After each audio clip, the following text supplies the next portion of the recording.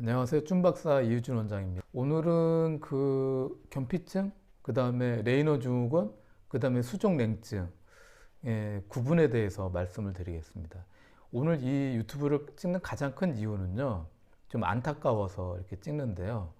저희 한의원에 꽤 견피증 환자하고 레이너 증후 환자들이 많이 들어오십니다. 뭐가 안타깝냐면 다들 오셔서 그러는 거예요. 나는 처음에는 이 병이라는 거는 상상도 못했어요. 왜냐면 모르니까. 병을 모르니까 다들 뭐라 그러시냐면은 저는요, 그냥 수족냉증인 줄 알았어요. 저는 10년 전, 15년 전부터 항상 손이 너무 차가워서 수족냉증인지만 알고 알았죠. 그랬더니 6개월 전에 견피증이래요. 3개월 전에 레이너 증후군이래요. 저는 그런 병을 들어본 적도 없었고 알지도 못하는데 그냥 단지 손발이 차니까 수족냉증으로 알고 있었죠. 이렇게 이야기하는 분들이 많습니다. 그러면서 또 어떤 말을 하시겠어요? 좀 미리 알았으면, 좀 더 빨리 치료했으면 더 쉽게 좋아질 텐데 이런 얘기를 이제 하시니까 아쉽다 이렇게 얘기를 드리는 건데, 자 보세요.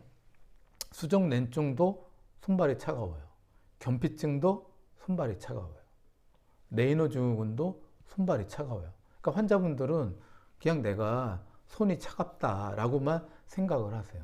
그러면 손이 찬 것만으로 병원에 가시는 분들 다는 안 가시죠. 극히 일부가 가시죠. 그런데 이거를 좀 구분만 하실 줄 알면은 큰 도움이 되겠다. 왜? 모든 병이 조금만 빨리 알게 되고 조기 치료를 하면 더 빨리 나을 수 있으니까. 그래서 이제 드리고 싶은 말은, 내가 손이 찬데 손이 그냥 단순하게 찬 것만이 아니라 또 다른 증상이 있으면 우리가 좀 다른 병이라는 걸 의심할 수 있다는 거죠. 자, 그럼 말씀을 드릴게요. 내가 손이 너무 차. 너무 차.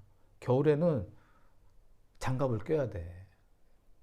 너무 차. 그리고 남들보다 너무 차서 난 여름에도 수면 양말 신고 자야 돼. 그런데 너무 추운데 오래 있으면 색깔이 변해. 어떻게 변하냐면 노란색, 또 어떤 때는 빨간색, 또 어떤 사람은 보라색, 또 어떤 분은 검정색으로 손의 색깔이 바뀌네. 근데 시간이 지나면, 따뜻한 데로 들어오면 또 노란색이 빨갛게 변했다가 뭐 한두 시간 지나면 다시 원래 색깔로 돌아와 라고 했을 때, 자, 제가 질문할게요. 단순 수족냉증입니까? 이것이 아닌 또 다른 질병입니까? 맞춰보세요. 네, 또 다른 병인 거예요. 다른 병이다. 색깔이 변해. 그러면 수족냉증으로 생각하시면 안 된다는 거예요. 나중에 좀 빨리 알았으면 더 빨리 치료했을 텐데 알고 봤더니 난치병이라고 그러고 여기서는 불치병이라고 하네. 빨리 치료했으면. 이렇게 후회하지 마시고, 색깔이 변한다고 그랬잖아요. 그러면 뭐다? 수족냉증이 아니고 레이너 증후군이다. 제발 좀 이런 상식을 좀 알아두셨으면 좋겠다. 왜냐하면 제가 안타까워하는 게 아니고요, 환자분들이 너무 안타까워하세요. 그래서 말씀드리는 거고, 그 다음에 손이 너무 차가운데 어라? 피부가 딱딱해지네? 딱딱해. 주먹을 쥐는데 이렇게까지 다 안 지워지고 여기까지밖에 안 지워져. 손을 피는데 완전히 안 펴져. 딱딱해. 어라? 색깔이, 피부가 거무스름하게 바뀌어. 그러면 단순한 수족냉증이겠어요? 또 다른 병이겠어요? 네, 또 다른 병이에요. 그래서 우리가 이거를 견피증이라고 합니다. 말 그대로 딱딱할 딱딱하게 바뀐다. 뭐가? 피부가. 피부가 딱딱하게 변하는 병이라는 거예요. 둘 다 자가면역 질환입니다. 그래서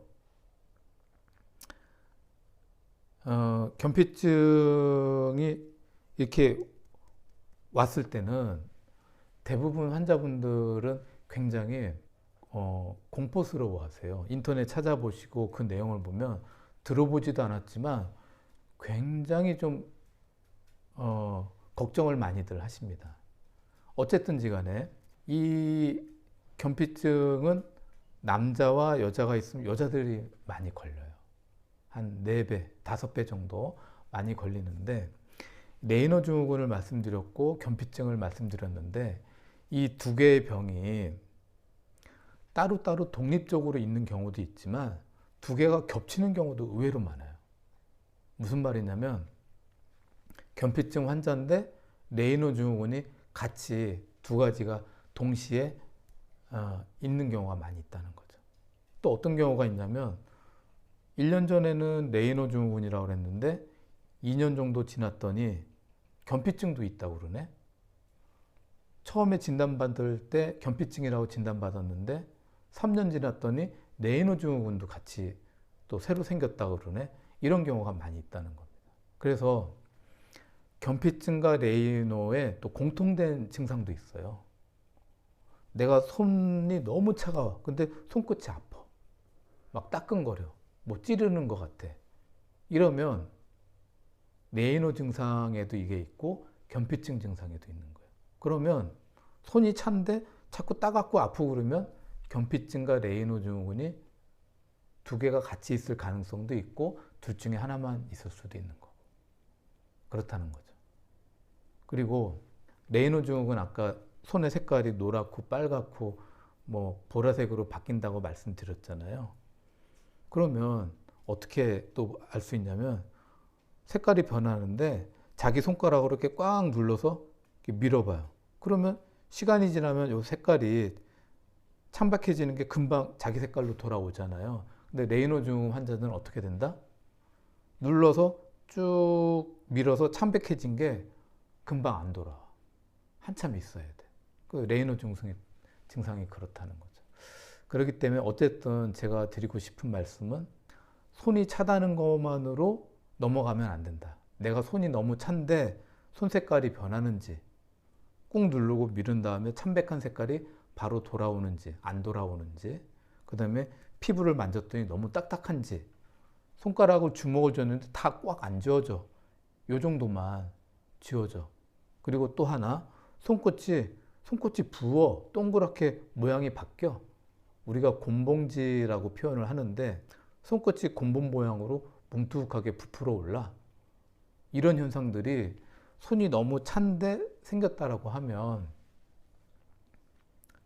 수족냉증이 아니라 또 다른 병, 레이노 증후군이나 견피증이 내 몸에 생겼다라는 것을 의심을 하셔야 된다는 겁니다. 그래서 빨리 알고 빨리 치료를 하면 고칠 수 있다, 좋아질 수 있다라는 얘기입니다. 오늘은 수족냉증과 그 다음에 견피증, 레이노 증후군을 좀 구분을 해야 된다라는 부분에 대해서 말씀을 드렸습니다. 준박사 이효진 원장이었습니다.